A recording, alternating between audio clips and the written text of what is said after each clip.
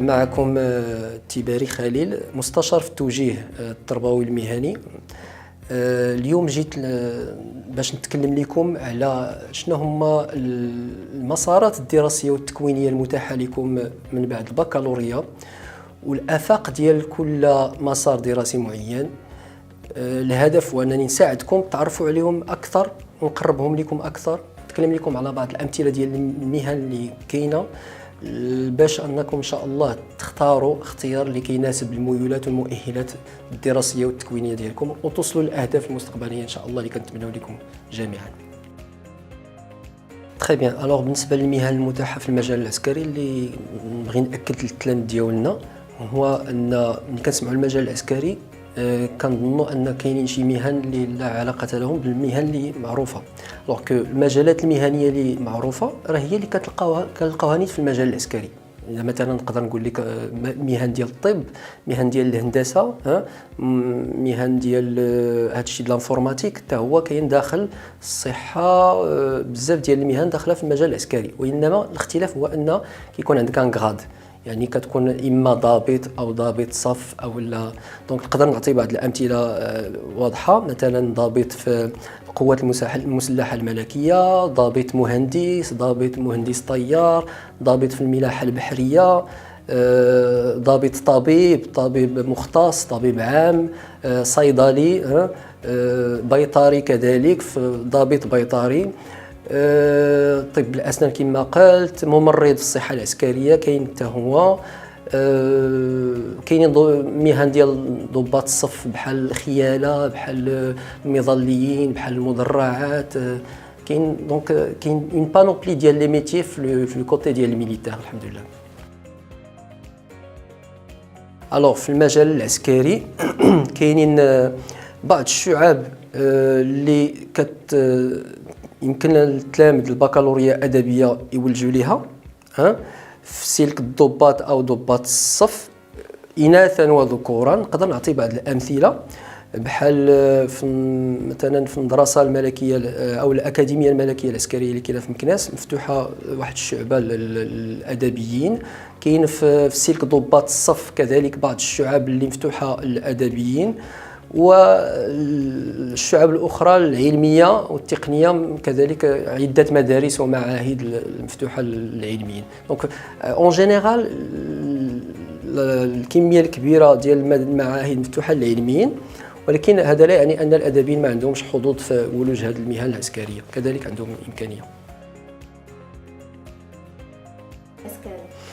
تري بيان. الوغ بالنسبة للمدارس اللي كيكونوا في المجال العسكري نقدروا نسيتيو كوم اكزامبل الأكاديمية الملكية العسكرية اللي كاينة في مكناس، وهذه باش عرفوا التلاميذ راه كاين مفتوحة للأدبيين والعلميين ذكورا وإناثا.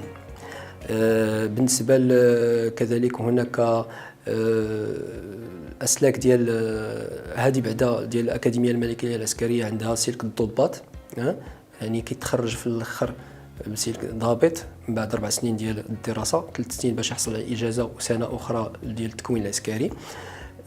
ثم كاين المجال ديال الصحة العسكرية باش يدير الطب أو الصيدلة أو طب الأسنان أو كذلك حتى البيطرة، ممكن يقرأ. هذه مفتوحة للعلميين خصوصا، و سنوات تم دروس بحال الطب العادي في خارج المجال العسكري. غير بغيت نوضح واحد النقطة هنايا بالنسبة اللي بغى يدير الصيدلة في الطب العسكري، فهي غير متاحة من البكالوريا، لابد انه يدير واحد 2 سنين في الدراسات الجامعية يعني الدوك، عاد ممكن يترشح للصيدلة. كذلك في البيطرة خصو يكون مدوز السنة الأولى جدع مشترك في l'IAV الانستيتو اغرونوميك فيترينير حسن 2، عاد ممكن يترشح باش يدير البيطرة في المجال العسكري.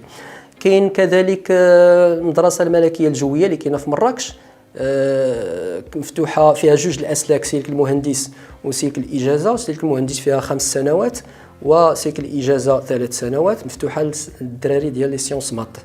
الاولى اللي عندهم اللي موجهين لكلاس بريبا سيونس مات كلاس بريبا، والثانيه سيكل اجازه فقط بكالوريا علوم رياضيه.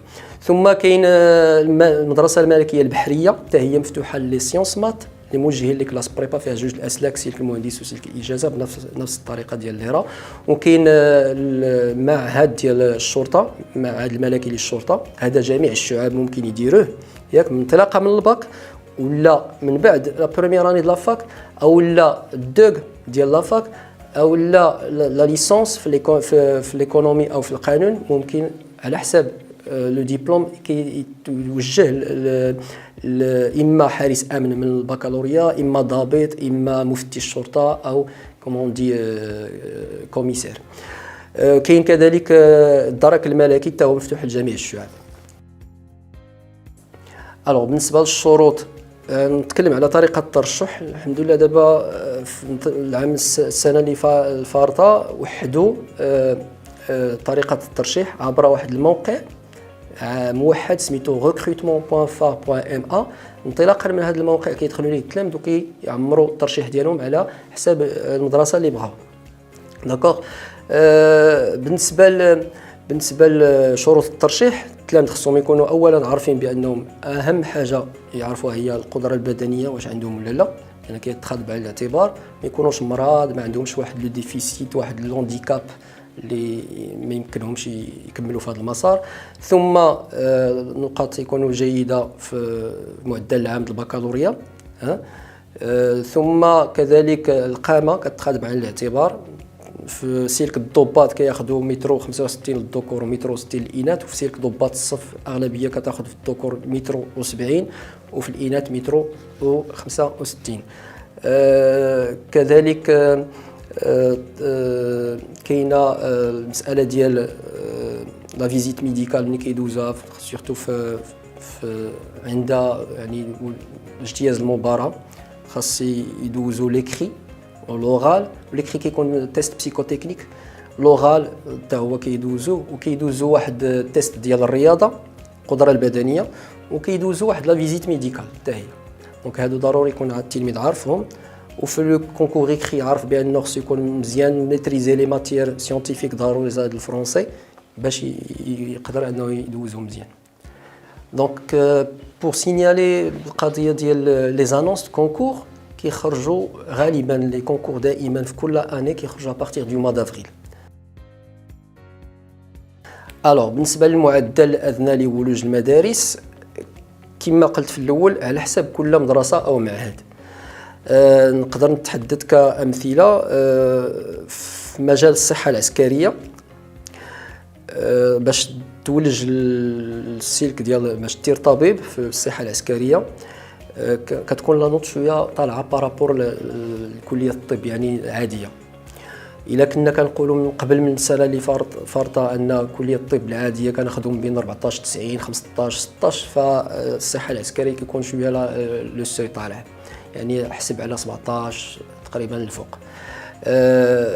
بالنسبه الى خدينا اكزومبل اخر ديال مثلا ليرا المدرسه الملكيه الجويه. المدرسه الملكيه الجويه فيها جوج ديال الاسلاك، سلك المهندس وسلك الاجازه. بالنسبه لسلك المهندس راه كيتفتح ديال سيونس مات واللي موجهين لي كلاس بريباراتوار، دونك خصو يكون موجه لكلاس بريبا، دونك باين لو سوي كيفاش غادي يكون. وسلك الاجازه مفتوح كذلك للناس اللي عندهم بكالوريا علوم رياضيه. علوم رياضيه ابارتيغ دو 12 هكاك ممكن انه يترشح ليه. بالنسبه للتلامذ كيفاش يعززوا الحظوظ ديالهم باش يولجوا للمجال العسكري، سي لا بون بريباراسيون دائما كنقولها في لي ماتيير سيونتيفيك سورتو، لان هما اللي كيدوزوا في لي كونكور المات فيزيك شيمي اس في تي الفرونسي. ضروري خص يكون عندهم دو بون نوت تماك وبريباريو مزيان لو بروغرام اللي كيقراو في لا دوزيام اني لان هو اللي كيدوزوا في لي كونكور. وعاود يكون عندهم يعرفوا بان خص يكون عندهم واحد صحه بدنيه سليمه وقادرين على انهم يدوزوا دوك لي تيست ديال التربيه البدنيه، لان كيدوزوهم فريمون في دي تيست ديال الرياضه شويه. الانسان ما مولش الرياضه غادي تجي قاصحه. وفوالا يكون عارف بانه الا ما عندوش مشكل صحي توكل على الله، الا عنده شي مشكل صحي ولا هذا راه ديفيسيل انه يتقبل.